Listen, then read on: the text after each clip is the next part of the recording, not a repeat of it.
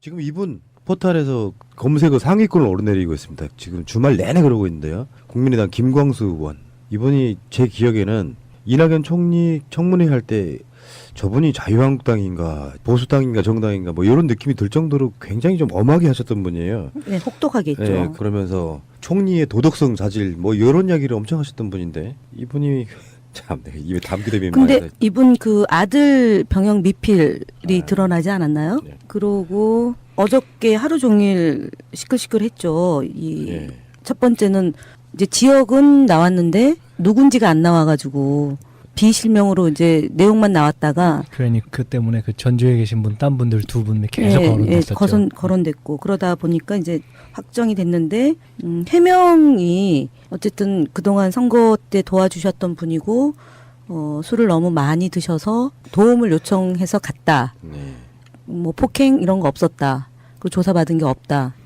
이제 이런 게 나오니까 많은 사람들이 궁금해하는 것은 사람이 아프다 그러면은 112나 다른 방식으로 병원으로 가면 되는데 친절하신 거지. 친절한 거죠. 그다음에 두 번째는 비밀번호는 어떻게 알았을까? 현관 왜냐면 술이 역시 예리해 우리. 만취한 상태에서 전화를 했는데 그러면은 비번을 누르든 뭐 안에서 문을 열어줘야 되는데 근데 보통은 오피스텔이니까 비번이죠. 요즘에는 열쇠로 들어가는 게 아니잖아요. 아니면은 뭐 수사관을 카드 열어놨을 수도 있고. 카드로 쓰는 게 아니잖아요. 그러면은 안에서 열어주거나 칼을 들고 있었는데 본인은 다치지 않았는데 아니 그 손은 다쳐서 한 걸로 보도가 나오지 않았어요? 그건 확정 보도 아닌가? 근데 어쨌든 응급실에 가긴 했대요. 네, 본인이. 그러니까 응급실에 가서 그거를 자체는 뭐 다쳤던 건 사실인 것 같고요. 요거를 그 대변인이 왜 잘하시냐면은 이런 비슷한 추적들 한 말 해본 적 있잖아요. 국정원 아니, 요즘. 그래가지고 그래서 제가 지금 얘기하는 거예요. 그다음에 대리기사 폭행 사건다. 일부 국회의원의 의심이 되는 어떤 일탈행위 같은 것처럼 보이는데 뭐 SNS에 도는 거 보면은 원래 그런 이야기가 꽤 돌았다. 뭐 이런 이야기도 좀 있었고요. 아, 이분에 대해서요? 그러니까 뭐 그 어떤 그 사적인 관계 방향은 그거 같아요. 나는 그 사람을 그냥 업무적으로 아는 사람이다. 뭐 이런 거고 일반적인 소문은 그런 관계는 아니야. 뭐 이런 거고. 근데 저는 뭐 거기에 대해서 뭐 왈가왈부하고 싶지는 않은데요. 이런 게 있다고요. 어쩌면 가끔씩 이런 거 볼 때마다 느끼는 거예요. 이현주도 그렇고 김광수도 그렇고 저분들이 이쪽 당이 없어서 얼마나 다행인지 모르겠다 싶은 생각이 들어요. 물론 솔직히 뭐 어떤 분들이 어떤 사생활을 하시는지 잘 몰라요. 뭐 그럴 수 있다고 생각하는데 하는 말 다르고 행동이 다른 분들은 좀 없었으면 좋겠다 이런 생각이 좀 듭니다. 부끄럽습니다, 솔직히. 아직 사건이 뭐 내막이 다 드러난 건 아니잖아요. 그냥 부끄러워요. 친절하신 게? 너무 친절하셔가지고 부끄러워 죽겠네. 그게 그런 게 있었다니까요. 아니 이낙연 총리 정도 되고 그러면은 도덕적으로 뭐 흠잡을 게 별로 없었잖아요. 근데 거기서 무슨 도덕성 운운하시던 분이 바로 굉장히 도덕 군단하셨네. 그분은 도덕성 운운했고 앞서 말씀하셨던 이현주 의원은 물건 운운했죠. 그렇죠, 맞아. 하자 있다고. 아이고 씨. 진짜.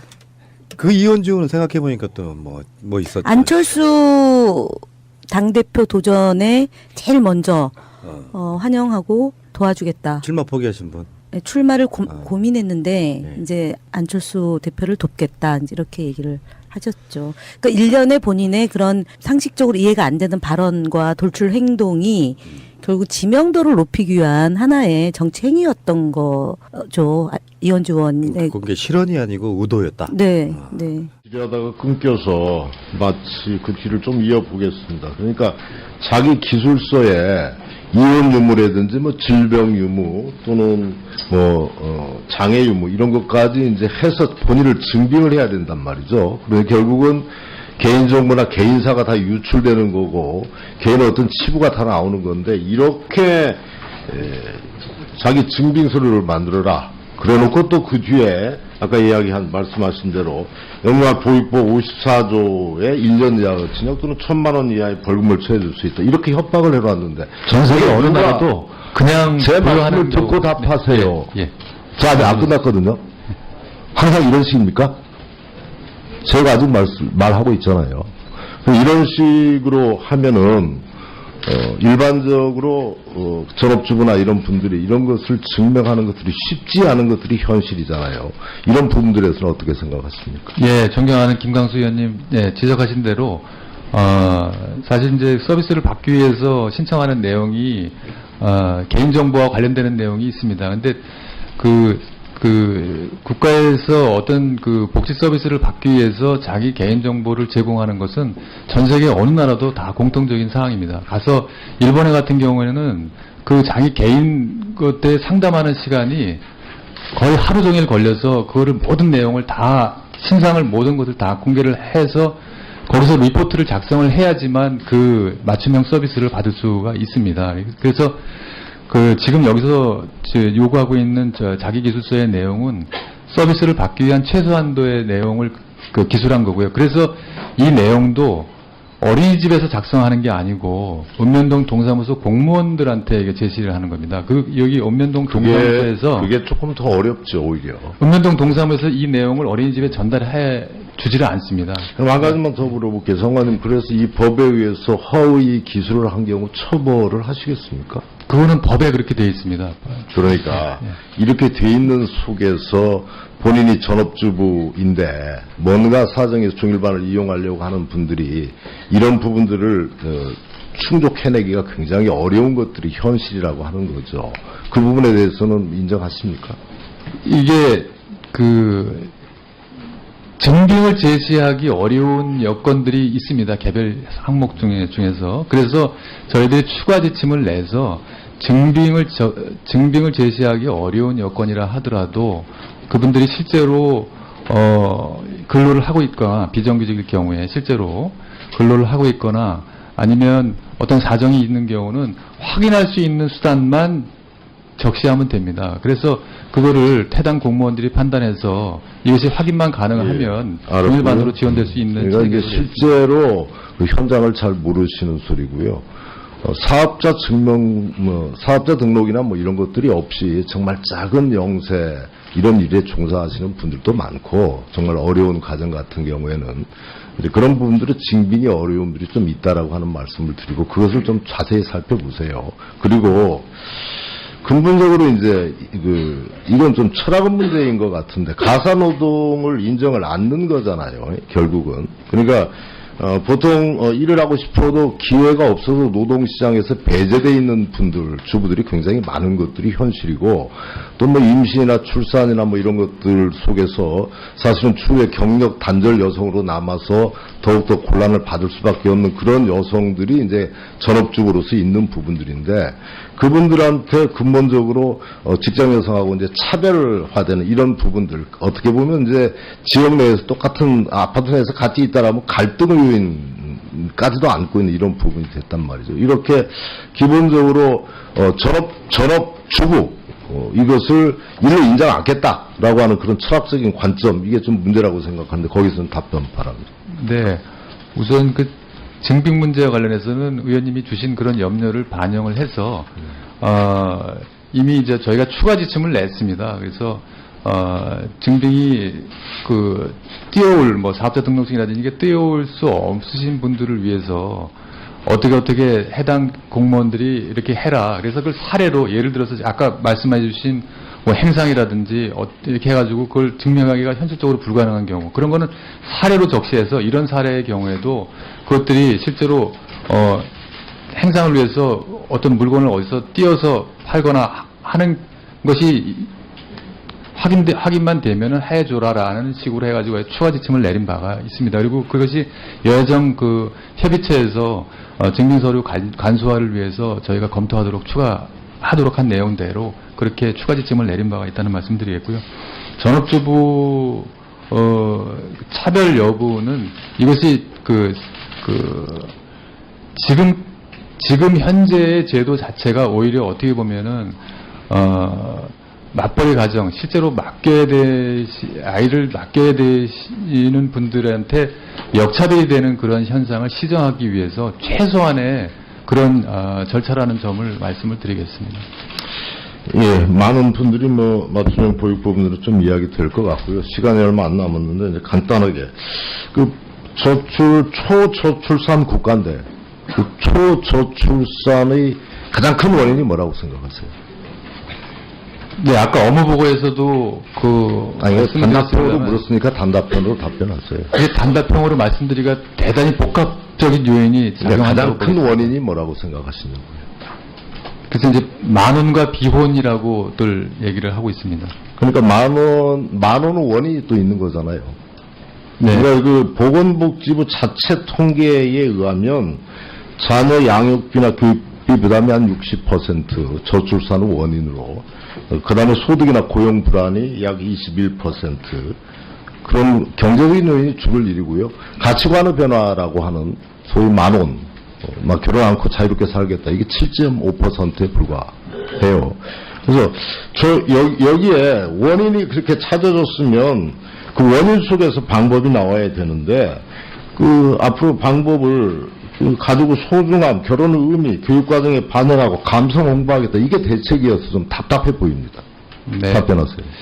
네, 저희가 저출산 고령화 계획을 2005년부터 10년 동안 했습니다. 그래서 저희가 그 10년 동안 한 내용을 평가를 해보니까 10년 동안에 주로 그 교육을 지원한다든지 직접적으로 애들을 키우는 것을 관련된 사업 위주로 이렇게 지원을 했는데도 불구하고 그 저출산 현상을 근본적으로 해결하는 데는 한계가 있었다는 그런 평가가 있었습니다. 그래서 단순히 그런 요인뿐만 아니라 결혼을 근본적으로 하지 않게 하는 사회 경제적인 요인, 그런 요인하고 같이 종합적으로 이게 다루어져야지만 이 문제를 해소할 수 있다. 특히 일과 가정이 양립되지 못하는 그런 사회 구조적인 환경을 깨지 않으면은 저출산 극복이 어렵다는 그런 판단에서 좀 더 포괄적인 종합적인 그런 대책을 마련해서 지금 시행하고 있습니다. 예.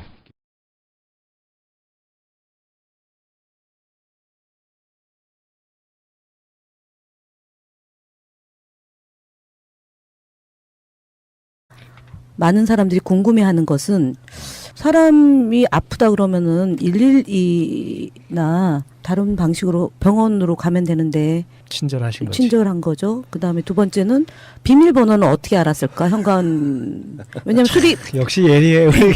만취한 상태에서 전화를 했는데 그러면은 비번을 누르든 뭐 안에서 문을 열어줘야 되는데 근데 보통은 오피스텔이니까 비번이죠. 요즘에는 열쇠로 들어가는 게 아니잖아요. 아니면은 뭐 수사관들 카드 열어놨을 수도 있고. 카드로 쓰는 게 아니잖아요. 그러면은 안에서 열어주거나 칼을 들고 있었는데 본인은 다치지 않았는데. 아니 그 손은 다쳐서 한 걸로 보도가 나오지 않았어요? 그건 확정 보도 아닌가? 근데 어쨌든 응급실에 가긴 했대요. 네, 본인이. 그러니까 응급실에 가서 그거를 자체는 뭐 다쳤던 건 사실인 것 같고요. 요거를 그 우리 대변인이 왜 잘하시냐면은 이런 비슷한 추적들 한 말 해본 적 있잖아요. 국정원 아니, 여직. 그래서 그래서 제가 지금 얘기하는 거예요. 그다음에 대리기사 폭행 사건다. 일부 국회의원의 의심이 되는 어떤 일탈 행위 같은 것처럼 보이는데 뭐 SNS에 도는 거 보면은 원래 그런 이야기가 꽤 돌았다. 뭐 이런 이야기도 좀 있었고요. 아, 이분에 대해서요? 그러니까 뭐 그 어떤 그 사적인 관계 방향은 그거 같아요. 나는 그 사람을 그냥 업무적으로 아는 사람이다. 뭐 이런 거고 일반적인 소문은 그런 관계는 아니야. 뭐 이런 거고. 근데 저는 뭐 거기에 대해서 뭐 왈가왈부하고 싶지는 않은데요. 이런 게 있다고요. 어쩌면 가끔씩 이런 거 볼 때마다 느끼는 거예요. 이현주도 그렇고 김광수도 그렇고 저분들이 이쪽 당이 없어서 얼마나 다행인지 모르겠다 싶은 생각이 들어요. 물론 솔직히 뭐 어떤 분들이 어떤 사생활 하시는지 잘 몰라요. 뭐 그럴 수 있다고 생각하는데 하는 말 다르고 행동이 다른 분들은 좀 없었으면 좋겠다 이런 생각이 좀 듭니다. 부끄럽습니다, 솔직히. 아직 사건이 뭐 내막이 다 드러난 건 아니잖아요. 그냥 부끄러워요. 친절하신 게? 너무 친절하셔가지고 부끄러워 죽겠네. 그게 그런 게 있었다니까요. 아니 이낙연 총리 정도 되고 그러면은 도덕적으로 뭐 흠잡을 게 별로 없었잖아요. 근데 거기서 무슨 도덕성 운운하시던 분이 바로 굉장히 도덕 군자하셨네. 그분은 도덕성 운운했고 앞서 말씀하셨던 이현주 의원은 물건 운운했죠. 지금 이분 포털에서 검색어 상위권을 오르내리고 있습니다. 지금 주말 내내 그러고 있는데요. 국민의당 김광수 의원. 이분이 제 기억에는 이낙연 총리 청문회 할 때 저분이 자유한국당인가 보수당인가 정당인가 뭐 이런 느낌이 들 정도로 굉장히 좀 엄하게 하셨던 분이에요. 네, 혹독하게 했죠. 네, 그러면서 총리의 도덕성 자질 뭐 이런 이야기를 엄청 하셨던 분인데 이분이 참 입에 담기도 비면 근데 이분 그 아들 병역 미필이 드러나지 않았나요? 네. 그러고 어저께 하루 종일 시끌시끌했죠. 네. 첫 번째는 이제 지역은 나왔는데 누군지가 안 나와가지고 비실명으로 이제 내용만 나왔다가 괜히 그 때문에 그 전주에 계신 분, 딴 분들 두 분 계속 거론됐었죠. 거론됐고 그러다 보니까 이제 확정이 됐는데 해명이 어쨌든 그동안 선거 때 도와주셨던 분이고 술을 너무 많이 드셔서 도움을 요청해서 갔다. 네. 뭐 폭행 이런 거 없었다. 그 조사받은 게 없다. 이제 이런 게 나오니까 그렇죠, 맞아. 하자 있다고. 아이고 씨.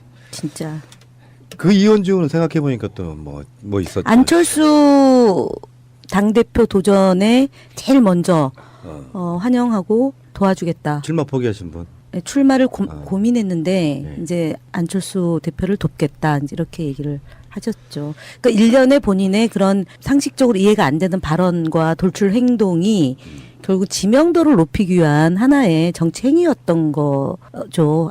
이현주 의원의. 그게 실언이 아니고 의도였다. 네, 네. 일하다가 끊겨서 마치 그 뒤를 좀 이어보겠습니다. 그러니까 자기 기술서에 이혼 유무라든지 뭐 질병 유무 또는 장애 유무 이런 것까지 이제 해서 본인을 증빙을 해야 된단 말이죠. 그래서 결국은 개인정보나 개인사가 다 유출되는 거고 개인의 어떤 치부가 다 나오는 건데 이렇게 자기 증빙서류를 만들어라. 그래놓고 또 그 뒤에 아까 말씀하신 대로 영유아보육법 54조의 1년 이하 징역 또는 1,000만 원 이하의 벌금을 처해줄 수 있다. 이렇게 협박을 해놨는데 전 세계 어느 나라도 그냥 제 말씀을 부여하는 듣고 경우- 답하세요. 예, 예.